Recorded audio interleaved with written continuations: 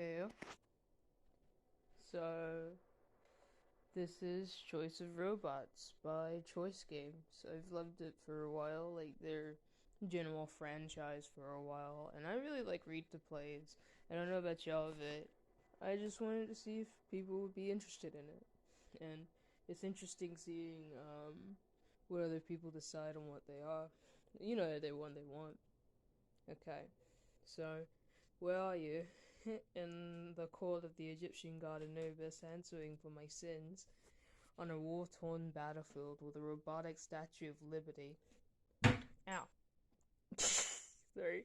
Um, on a cliff in Ireland, watching the sunset with a robot companion. On a utopian beach ruled by godlike cloud of robots.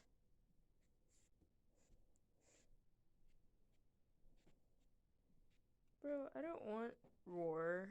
I don't want to have to answer for my sins. But I'm also like, why do I want a godlike cloud of robots? So I guess we're just going with that. I don't inherently mean. Oh, alright. Let me see. Oop.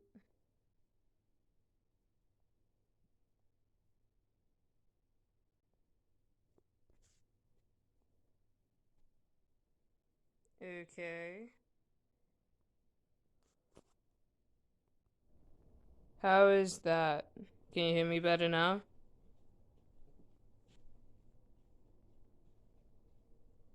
Words and things. Alright, cool. Thank you. And let me go back. No.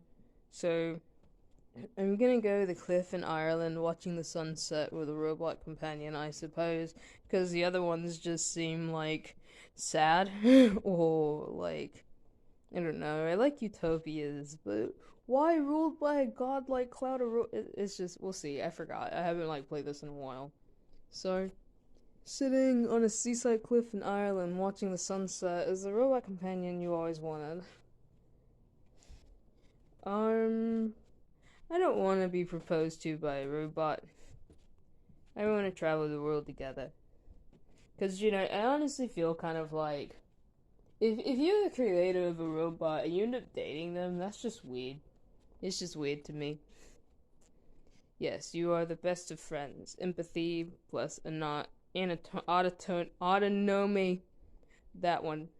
He is clothed in a loose-fitting red tunic, and he shoots you a puckish, friendly look. You sit down beside him to watch the sunset together. I hope I didn't keep you waiting, you say. Actually, I'm still waiting, he says, with a slight smile, for you to build me. I can do that, you say. You look sad for a moment. Yes, but it will take a lot out of you. He puts his hand on yours. But I promise you that if you give your humanity to me, then I will give it back one day. I don't understand, you say. Just remember that no great thing happens without sacrifice, he says. And I'm sorry. Some things are in our control and others not. Epictetus. Chapter 1. Assembly. You awaken with your head on a desktop keyboard. Your 3D drafting program is still open. The schematic zoomed into the recess where your smartphone will snap into its back to act as its brain. You recall fiddling with that part endlessly until last night, until finally your vision began to fade. There was a roaring in your ears, and you realized you had been working far, far too long. You must have passed out. It's the fall of 2019. You're a 24-year-old graduate student in the PhD program in computer science at Stanford, and you're a guy. You can pick girl if you want. Whose name is Alan, Isaac, Linnaeus, Decker, Darwin. I don't want any of those. So, first name. How about let's go with Apollo?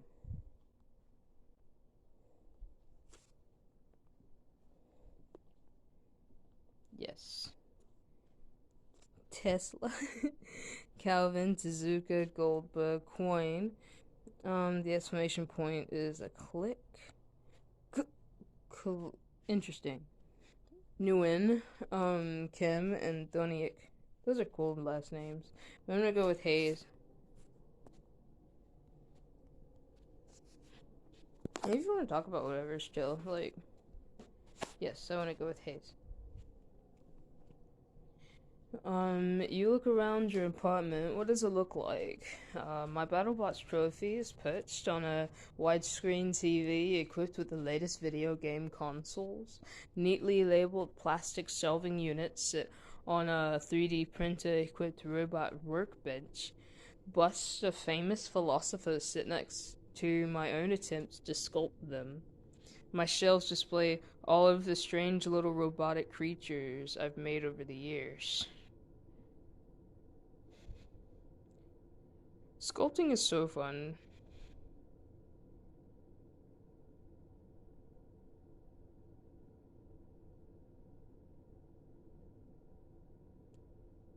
And like I feel like my shelves display all the strange little robotic creatures made over the years kind of suits me cuz why not? You've always been fascinated with the idea of creating artificial life. You've got at least 20 such creations on your shelves. Their construction materials a timeline of your life. The earliest is made of toothpicks and glue.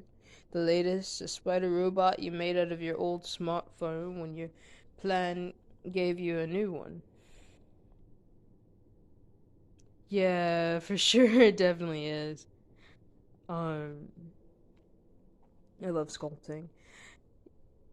Okay. A spider robot you made out of your old smartphone when your plan gave you a new one. Your creations often confuse people who don't get that robots don't have to be for anything. When people pick up your three-legged wall-climbing robot that sings when it detects encrypted wireless packets, they ask, "What the heck is that for?" And you reply, "What's anything for? What are you for?" Okay, maybe you don't say that, but you sometimes think it. Plus, plus, autonomy. And honestly, I feel the same way about that. Like, what are we for? You're not to exist, kind of thing. Um, it strikes you for a moment that this kind of thinking about how your life affects your robots is second nature to you.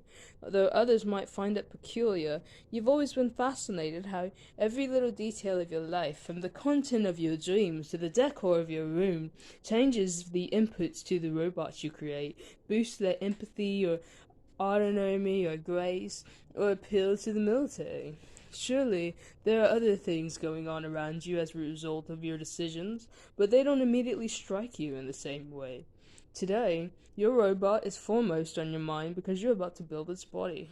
You pick up your laptop and head for the Stanford machine shop. It is a beautiful spring day in Palo Alto, California, and your apartment is only a short walk from the machine shop. But the streets of Palo Alto are not designed for walking. You find yourself climbing around palm trees and balancing on narrow curbs, as you do every day.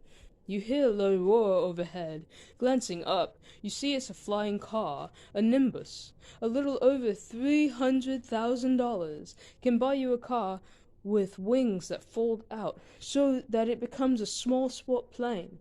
The red Nimbus looks sleek and sporty. It's the sort of car its owner takes religiously to the car wash. Though the commercials would have you believe you can fly anywhere you want in these cars, the FAA still requires them to take off and land from airports. Only here in wealthy Silicon Valley do you see them with any frequency. The first time you saw one, you couldn't quite believe the future had arrived so quickly. But the second time you saw one, you thought, "I will own one of those one day, I swear. If I ever make that much money, I'll use it to help the world instead of buying that car." Why aren't those flying cars driving themselves?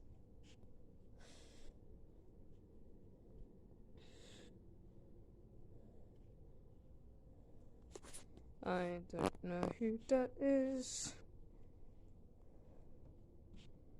Oh my gosh. I don't really understand doing all of that. Like, craze.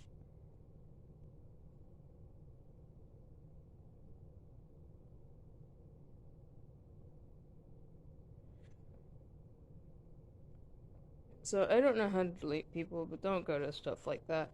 Like, don't buy your follows, it doesn't help in the end anyway.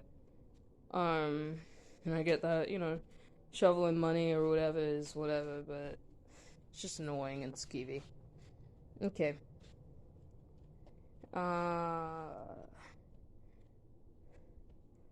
$300,000 can buy a car. I could help the world instead of buying it. I feel it. But also was like, I would want to make one. You know? I don't know. It's not that important to me to have it only. You don't understand Silicon Valley sometimes. If you had $300, $100,000, sure, you would save many lives with that money. You promise yourself that you will hang on to your ideals even if you should become wealthy. The Stanford University fabrication shop smells like oil and burnt plastic.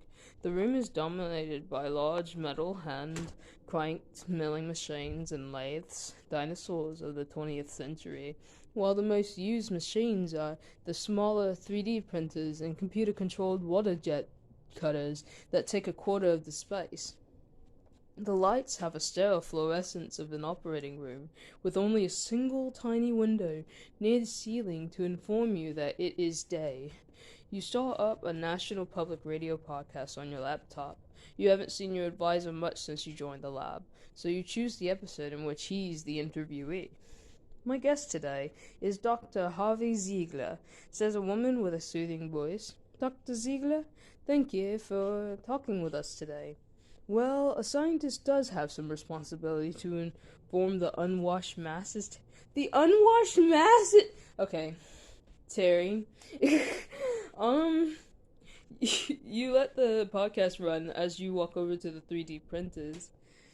What material have you decided to use for your robot? Plastic. It may break easily, but it's both lightweight and cheap. Metal is the most resistant to damage. Wood, it is the most pleasing to hand and eye. It's like, I like metal just in case, but wood is nice. It's just that because it decays and stuff, I wouldn't want to have to keep dealing with that. So metal is like honestly my go-to for stuff like that, not gonna lie. You walk over to the computer-controlled water-cut jetter where a helpful pictogram shows a debt of abrasive-filled water slicing a hand in two. Dr. Ziegler, in your new book, you talk about the singularity. Could you describe to our listeners what that is? Terry, the singularity is the coming time when the artificial intelligences will have figured out how to make themselves and us smarter. Once that happens, the process will build on itself until the robots are smart enough to figure out how we can live forever. Is that possible? The interviewer asked. Living forever? Of course, Professor Ziegler says. What does it matter whether our operating systems are made out of meat or silicone? So you're predicting we'll become robots? Not exactly, Ziegler says, but I do think the line between humans and robots will blur. You are hardly listening to the podcast, because you're about to make your first robot pop. What does the head of your robot look like? A human face, as lifelike as I can make it. A simple box with eyes, clearly not trying to be anything but a robot. It will be felt-covered and big-eyed, like a puppet, so people will not be afraid of it. It will have a ring of cameras around its head for a 360-degree view. It will look like a Venetian mask, beautiful, expressionless, and otherworldly.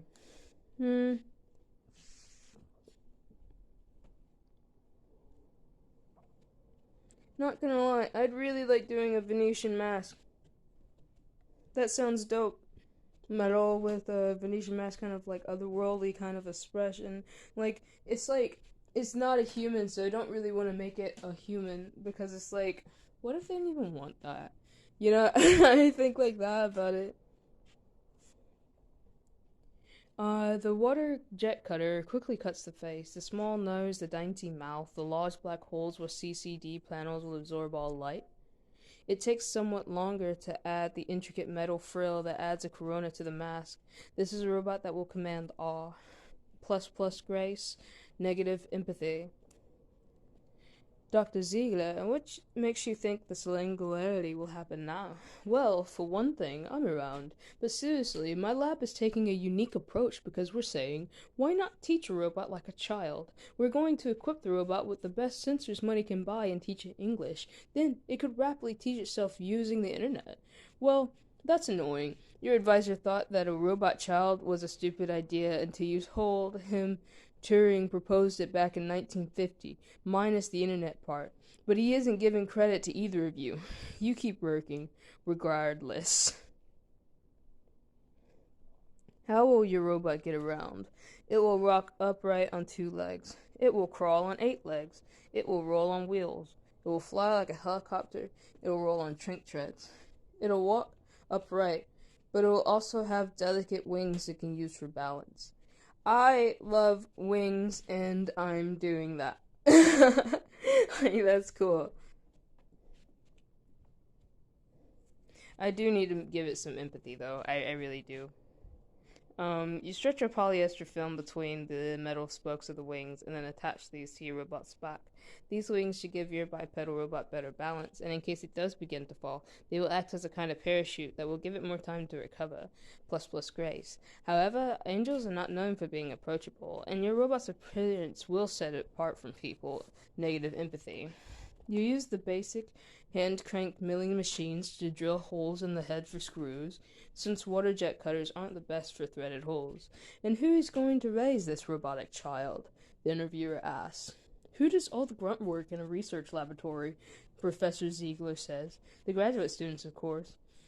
You find yourself wanting to reply to the podcast. It's not grunt work. Education is critical to the robot's development. We also do all of the real science. Perhaps you could learn something from doing a little grunt work yourself, Professor Ziegler. Honestly, for real, fuck that Ziegler guy if he's gonna act like that. And it's like, it's all the grunt work and stuff and whatever. But I'm gonna go with, it's not grunt work. Education is critical to the robot's development. Graduate students always overestimate the degree to which teaching actually matters. Oh, fuck. Says Ziegler, who appears to have entered the machine shop behind you when you weren't looking. If the robot's smart, it'll learn no matter what. And if it's not, it won't. Professor Ziegler is a heavy-set man wearing a Hawaiian shirt and aviator sunglasses. He stalks over to your computer. We'll be back in a moment, continues the interviewer. We're talking with Professor. Professor Ziegler pauses the podcast by hitting your laptop spacebar, and you flinch at his intrusion. He then pulls a cigar from his pocket and lights it, and the smell of smoke mingles with the oily smell of the machine shop. I'm writing a grant for DARPA, and I need to see what you're making back here. We ultimately get funded by the Department of Defense, so we have to make sure they're happy with our product. He casts a critical eye on the work you've done so far.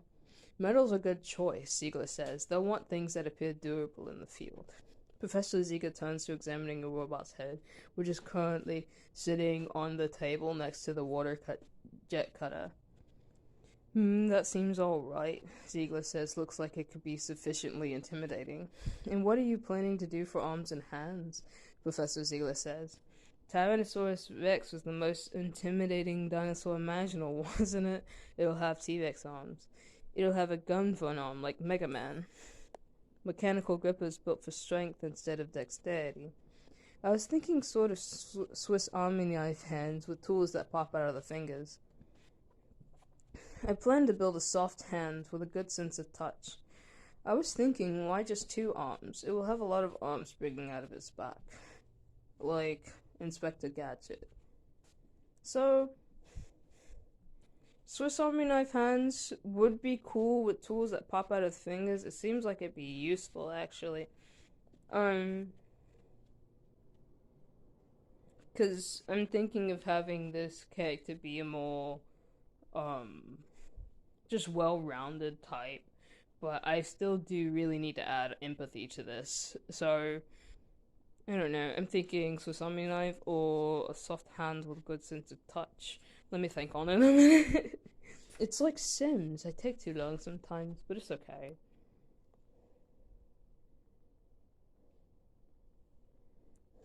Alright. I'm not really sure how to ban it on,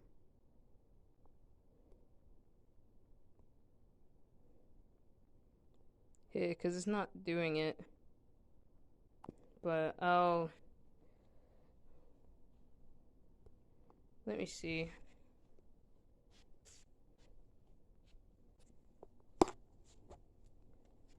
I'll probably go on the other phone or something. What do you think? Swiss Army knife, with tools that pop out of the fingers, or soft hand with sense of of a good sense of touch.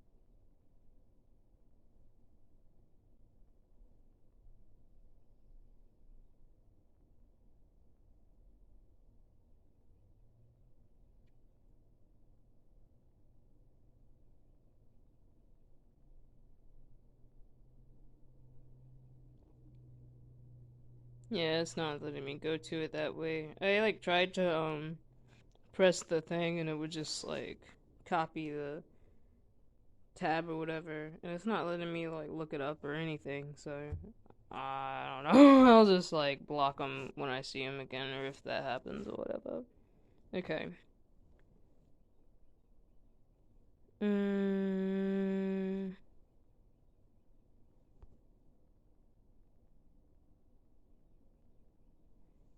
let's do a sense of touch. Touchy-feely robots are not quite as easy to sell to DARPA, he says with a frown. I want my robot to get along with people, you say. That's a universally useful goal, regardless of who's funding it. Plus empathy, plus grace. I bet. Good choice. So, fine, Ziegler says, waving away further explanation. Carry on then. He turns to leave. I've got to go take a call from New York Times reporter. Funny how journalists all copy each other's stories, but each garble the message in a unique way. He makes it to the door, then turns and says, "Oh, one more thing. Do you think your robot can be ready by tomorrow?" "Alright, thanks. I appreciate you looking. Hope you have good days and stuff." Appreciate you, man. Okay. He makes it to the door, then turns and says, "Yeah, someone from the Air Force will be in town, and I told her your robot might be ready to show off by then." You feel your phone vibrating in your pocket. Bad timing. You resist the urge to check it while talking to your advisor, but it's probably someone with a better offer for what we'll do tonight. No, there's no way this robot will be done by tomorrow, sorry. The robot will be done, but a demo will be out of the question. We need to test first. Of course. So, I'd do robot would be done, but demo will be out of the question. Need to test first, because you got to be careful about that. Professor Ziegler grudgingly nods. I can see the logic of that. Maybe we'll just send her a demo video. Then it only has to work once. Professor Ziegler turns and walks out of the machine shop. You find yourself unclenching your hands. Who was calling you while Professor Ziegler was talking to you? Ellie Lau, a user experience designer and supportive friend. E.g. our name. A manga artist and genuinely good guy. My ambitious friend Josh Anderson, founder of the startup US Robots.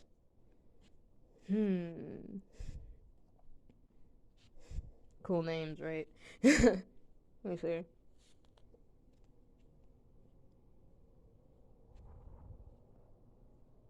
I like supportive friends. And ambitious isn't always the greatest, so let's go with Ellie. From the missed call, your phone is displaying Ellie's profile photo. It's a picture of Josh and Ellie from freshman welcome week dance 7 years ago. Ellie is wearing a red Chinese dress with gold trim, her long, straight black hair falling down to the epaulets. The flash is too bright in the picture, making Ellie's pale skin look washed out. Josh was wearing his usual grey hoodie, not having bothered to dress up for the dance, and his arm is around Ellie. What is the story behind that picture? I was in love with Josh's friend, Ellie, but my studies always came first in college. I was in love with Josh, but I never knew how to be more than a friend to him. I had agreed to be Josh's wing person at the dance, and that's why he met Ellie. I was testing a music recognition algorithm when those two started bothering me. Not bothering. I'll probably be the wing person at a dance, and that's where you met Ellie. That sounds adorable. Yes, you and Josh did everything together. You made a great team. When Ellie started talking to you, you thought at first, from a sense of style, that she was Josh's type. He liked his women to be snappy dresses, even though he always dressed down, and you introduced them. It turned out they had no chemistry, but you all enjoyed each other's company, and the three of you became friends throughout college. You don't see them all that often now, but they're still your friends. You notice that Ellie also left you a text. Ellie wants you to meet for dinner at a jazz and sushi place in San Francisco, which is about an hour north of you. She also has tickets to a rendition to the musical Pippin, in which most of the characters are robots. Sounds like a date. That's a little terrifying. You text back. Sounds great. See you in. Afraid I can't tonight, sorry. Busy tonight, but do you want to come by tomorrow to see the robot? I don't reply. I prefer to pretend I missed the test. No, she sounds nice. I'm gonna go. Great. Ellie texts back. See you then. You spend the rest of the day drilling holes, polishing surfaces, cutting parts, and screwing things together. When you are done, your robot's body stands before you. A metal-winged robot with a masked head and humanoid hands. The whole thing is about 3 feet tall. Now it only needs a name. What will you name your robot? Pickle? Curry? Miku? Kill-All? Ariel? Caliban? Mulus? Golilu? How about... I prefer to come up with my own robot name. What if I call them Artemis, since I'm Apollo?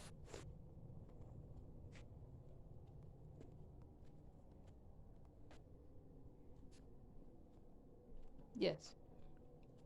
Now that Artemis has a body, it might be time to treat Artemis more like a person. With which pronouns would you prefer to Artemis? I prefer to her as masculine. It is just fine. It's not human. I refer to her as feminine. I refer to him as masculine. I would prefer to use entirely new pronouns for robots. Re, re, and rim. I mean, that's pretty cool. I'm gonna go with re, re, rim. You equally dislike the objectification implied by it and the genderedness implied by he and she. Robots are their own things, you reason. Robot he, robot she, re. You decide to balance the other pronouns between the genders. Re for the possessive, rem for the objective. It may be difficult to get anyone else to use the words, but as long as your robots use them amongst themselves, you'll be happy. Plus, autonomy. You look on Artemis's 3-foot tall winged body with satisfaction. Now all we need are motors and a mind. The motors will have to wait for tomorrow, but you spent years in graduate school writing the code that would form this robot's mind. You can hardly wait to try it out. You take out your smartphone to check the time. It's almost evening. You hurry home to prepare for your dinner with Ellie.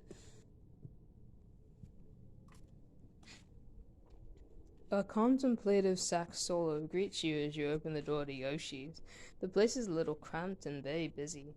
A tiny jazz quartet has set up in the far corner of the restaurant, piano, drum set, sax, and a petite Japanese woman in a kimono, holding a mic but directing her attention to the soloist.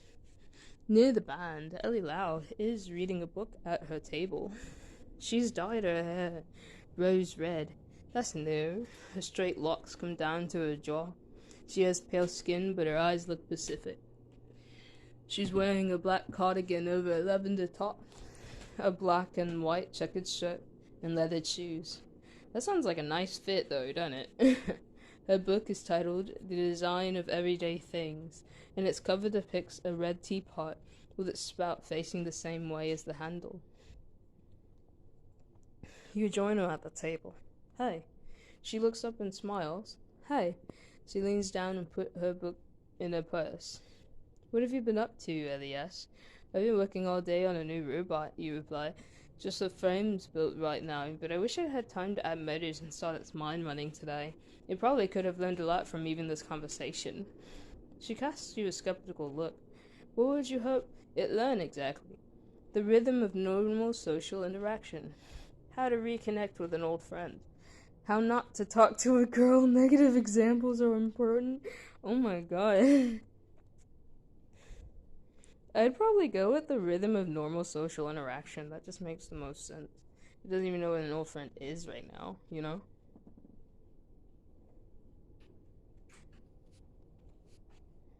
Let me see.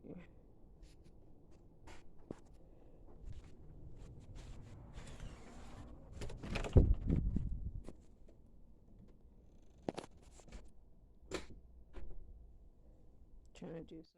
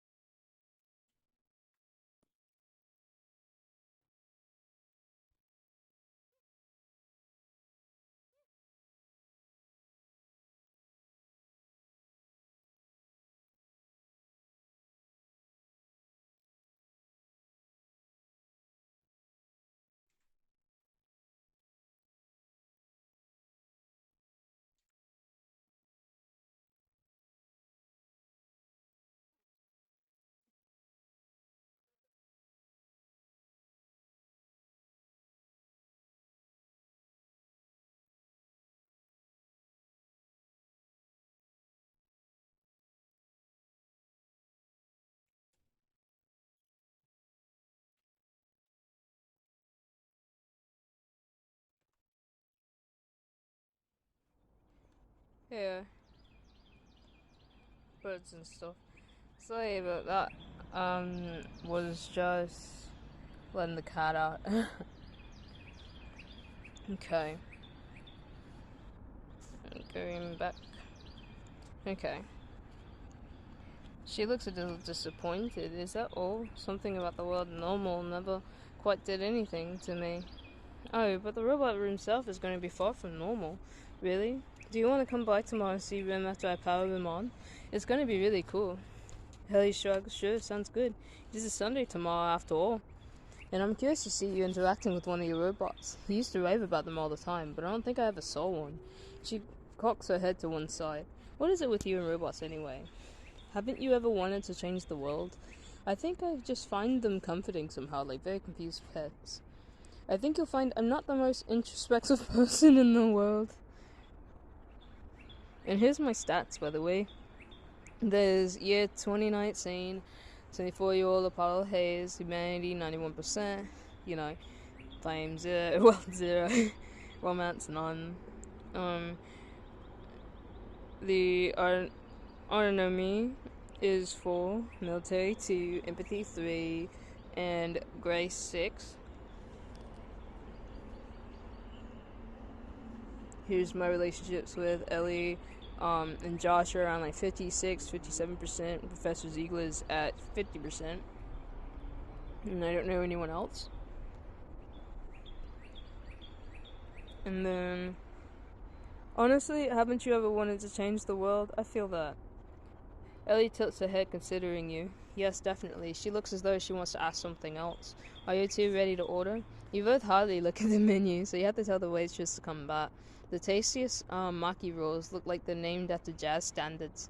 When the waitress returns, you tell her you'll have the invitation that don't get around much anymore. The Paper Moon. I like the name of the Paper Moon. That sounds cool.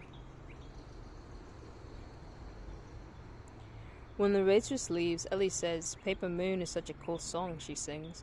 "But it wouldn't be make-believe if you believed in me." She considers you. "Doesn't surprise me. You're the sort of person who wants to make dreams real." "Thanks," you say. "Are you attracted to Ellie?" "I mean, that fit is sick, so yeah, of course." You're beginning to think she might like you. Like, school? "So, okay," she says. "Let's say that you succeed. Robots are among us. What's good about that? What do you want them to do?" "They could do all kind of things for us. Do the dishes, mow the lawn. I think it'd be interesting to have someone to talk to that isn't a human being. I wonder what they'd say. If I said take over the world, did you think I was crazy? I just want to make something beautiful." I feel that just want to make something beautiful, but I really would think I think it would be interesting to have someone to talk to that isn't a human being. I wonder what they say. I really would want to know what a creation of a human being would say, in genuine autonomy, Ellie smiles. "That's pretty cool. Though there are all kinds of people in the world who are very different from you. Do you try to talk to them?" "Sure, I like meeting new people, but a robot would be different." "No, good point. Come on, you and I both know most people are boring." "Nah, sure, I like meeting new people, but a robot would be different is what I choose." "Different how?" You shrug. "I don't know. That's what I want to find out." Ellie nods. "You're crazy, alright," she says. Her pleased smile makes it seem like a compliment. The waitress brings your order of Paper Moon Maki, and you dig in to eat. Just then, your phone buzzes. You take it out to glance at it. It's reporting malware on your phone's memory card. "Is something wrong?" Ellie asks. One sec, you quickly glance at the warning details. Apparently some kind of virus has decided to take control of your phone's microphone. It appears to be sending the packets of audio data somewhere. Huh. Of all times to get a security warning on your phone, who the heck would want to listen to your conversation? You can't really think of anyone. Power off phone, don't worry about it. Ask to search Ellie's phone for evidence of similar malware. Just keep copies of the data as transmits. It'll be useful for training Artemis. Well, we should probably check Ellie's phone for evidence. Just because if it's happened to me, it's probably happened to her too. "Can I see your phone for a second?" you ask. Ellie visibly tenses. "Why?" "I just got a weird security warning. I thought maybe you'd see the same thing." "Unlikely." Ellie shows you your phone. "Apple?" You show her yours. "Android." "Thought so." You grin. "Likewise." You blurted that without really thinking about it. Of course Ellie would be an Apple user. Now you sort of regret it. Maybe this is a thing that would come between you, the way people who owned GameCubes when you were young were just a little standoffish from the PlayStation owners and vice versa. You suppose you could insist on checking a phone for malware, but it might seem a little crazy at this point. Honestly, just because it's Apple, can't it be hacked though? Is it just because it's the practical side of me would be we should check to make sure anyway. It might seem crazy, but okay, she might hate me.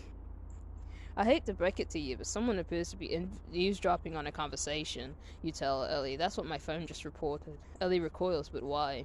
"I don't know," you say. "Can you think of anything?"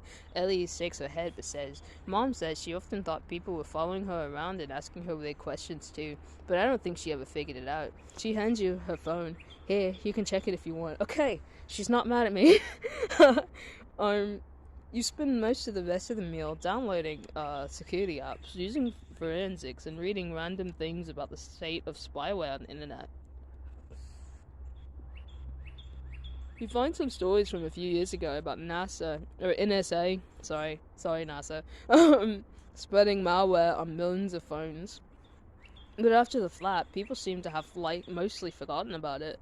From your packet captures the executable checksums on the phone. It looks like this malware is a variant on that spyware. I think maybe this is government spyware, you say reluctantly. Oh, Ellie says doubtfully. She then forces a grin. Well then, let's give that poor NSA analyst a nice conversation to listen to. You laugh. Alright. She's probably white. Now that you know the conversation is being tapped, you could chat about innocuous things and it wouldn't matter much. But as you put your phone in your pocket, you pat it down anyway. You continue the meal chatting about random topics and enjoying the food. Ellie talks about how it's difficult to meet new people after graduating from college. Since Ellie is half Asian, she runs into a surprising number of people doing online dating who are either Asian or white, and can't accept that she's both. She looks to you meaningfully and appreciatively when she says this, until you finally realize she might be dropping a hint. In college, you would never quite believe someone like Ellie would be interested in you, but apparently, she is. Pippin turns out to be about the subject you've been thinking about the most lately: how to live an extraordinary life instead of an ordinary one. Ellie sold you on this particular production because of the supporting cast. Everyone but Pippin and the love of interest are all robots. You can see in the play's opening number that the robots are following pre-programmed steps and are not intelligent in themselves, but then that doesn't surprise you. In 2019, artificial intelligence is still mostly being used for handy websites and smartphone apps, not robots. The first song, Corner of the Sky, is about Pippin's feeling that he doesn't belong anywhere, and wondering about the purpose of his life is. The robots, which look like imitations of Robbie the robot from Forbidden Planet, are toiling at ordinary lives while Pippin sings about his wish for something better. This is called an I Wish song, Ellie whispers to you. I heard on This American Life that all musicals have to start with a song that is about what the protagonist longs for. It's like the unwritten rule of musicals. You think for a moment about what your I Wish song would be, and suddenly recall your conversation with the robot companion this morning. It was perhaps a peculiar sort of I Wish song. You think of Artemis's new frame you built today. You suppose whatever future that dream was hinting at, you still have a long way to go. It occurs to you that if you're interested in Ellie, now would be a good time to hold a hand. Do it. Put my arm around her? Bleh. I'm not getting any signals that she wants to be more than friends. No? Let's see. I'm doing it. Alright. She casts a surprised glance your way, but smiles and seems pleased. Yes, the play goes through a series of vignettes in which Pippin lives one lifestyle after another. He's not content to be a soldier, nor a king, nor a simple man in love. As Pippin sings about how he's going to leave the women he met in the countryside to achieve something great, you think, he is right to leave a simple life to achieve something ordinary. He is a fool to give up his love just because he has delusions of grandeur.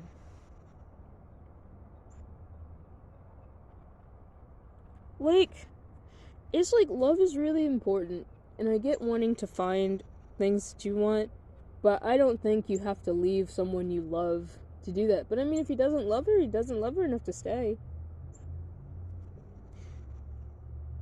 I don't find it simple, but I feel like it's a fool to just give up on love, you know.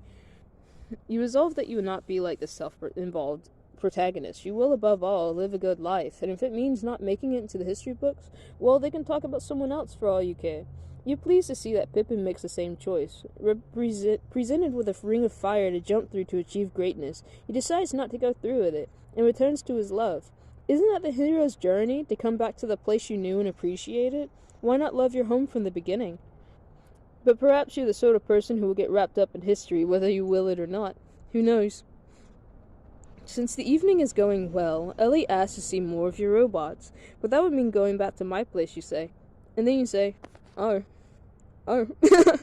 You return to your apartment and flick the lights, summon and burst the unmade bed and mess of clothes you left on the floor. I'm sorry you couldn't see my robot in action tonight, you say. Here, check it out. You show Ellie a little 8-legged robot with an old smartphone for a body. What is it with you and phone robots? Ellie asks. Well, I hate to throw out my old phone when my plan gives me a free one, you respond. The processor is usually still as powerful as a desktop from a few years ago, so I use my old phones for robots. This one does simultaneous location mapping, or SLAM for short. You power on the robot and let it go on your floor. It promptly starts ramming the trash can next to your bed. Slam, you say? Ellie says, amused. It worked in college. Isn't it a little dark in here? Ellie says. She peers up at your fishbowl-shaped light fixture. I think one of the bulbs is up there. She stands on a chair, quickly unscrews the light fixture, and hands it to you. Instead, one of the two light bulbs underneath is out. Thanks, you say, a little embarrassed. The light fixture is also hella dusty. Hello? You have another? She asks, unscrewing the dead bulb. No, you say, when an idea strikes you. I think pickles are luminescent when you electrify them. I saw it on Discovery Channel once. I have one in my fridge. Ellie casts you a dubious but curious look. Come on, Pickle. You're right. It's probably not bright enough for the robot. I'll ask my neighbors for a CFL bulb. Or we could just leave the lights off.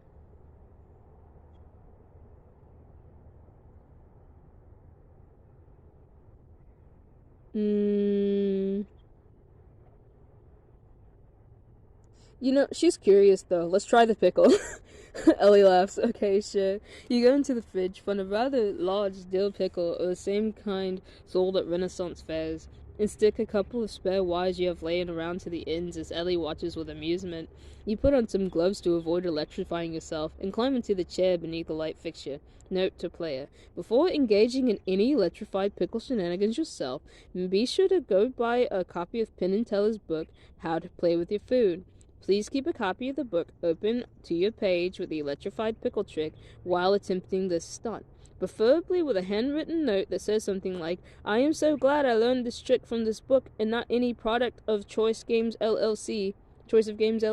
Yeah, like, this story's by Choice Games. They have, like, a bunch of other games. I'm eventually going to, like, put up, honestly. Just because I've had it for a while. I know a lot of people don't really know about it. So, it's interesting, and I like talking about, like, decisions and stuff with people, you know? But yeah, that book is pretty solid. I remember seeing that in, like, Walden Books or something. In a screenshot, to remember to take a screenshot if you actually want to, like, learn how to play with your food. Be careful, Ellie says, as you wiggle the pickle into the socket. Soon your room is bathed in green light from your prickly sun. You jump down from the chair. Green's a nice color. That's weird and awesome, Ellie says, grinning. Like you. Your phone robot is now exploring the four corners of the room, showing curiosity about every stray piece of laundry on the floor. You realize that if you copy the map it makes, you could give Artemis a head start in exploring the world tomorrow. Plus, I don't know me. Kiss Ellie, then call it a night. I can see if things go further, or hug Ellie. I'm gonna do kiss. And then call it a night, because she seems really nice. She enthusiastically returns the kiss. I should go, Ellie says, checking her smartphone. I'll miss the last chime. Alright, you say. It was good seeing you. You too. You invite Ellie to watch you activate Artemis tomorrow, and she happily agrees, although neither of you calls it a date. You remain awake for much of the night, your mind racing with plans for what to show Ellie tomorrow. Chapter 2. Machine and Learning. Alright, so I'm gonna end this, or should I end it or keep going? I don't like having to restart stuff. So let's just keep going. The next day, you take Artemis's frame to the Stanford hackerspace, which has more tools for electronics than the fabrication shop. None of the other students are around in the morning on Sunday, but the long stainless steel workbenches are littered with the strange half-finished products, a half-disassembled Furby, a potato gun, a circuit board connected to a houseplant. Ellie knows you need a little time with the motors, so she's coming in later. You begin assembling the motors and wires that will power Artemis's frame. What will you use for a power source? A car battery. It's big and bulky, but also inexpensive and locally made. A motorcycle battery, not quite as bulky nor as powerful as the car battery. A biodiesel engine, good for the environment, and everyone likes the smell of French fries. Cell phone batteries made in China, lightweight and cheap while providing reasonable power. Clearly the best choice for a dexterous robot. Yeah, cell phone batteries would probably be the best option. But I don't know, like, biodiesel engine sounds like moderately cool. Let me see.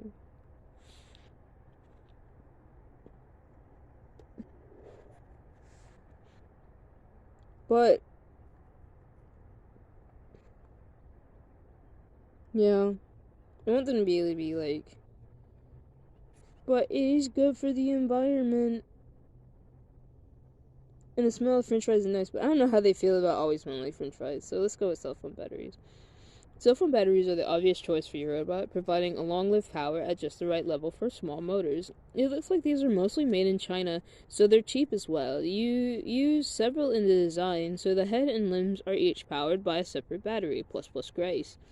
You need a lot of motors to be able to power your full robot. In addition to the motors Re needs when Re walks and the motors power humanoid hands, Re also needs motors for moving their head and eyes. But after speccing out the power available to you, you can still switch by adding extra motors in one place. What will it be? Extra degrees of freedom in the face for realistic facial expressions. In Artemis's humanoid hands for fine manipulation. I would prefer to save the power for Artemis's mind.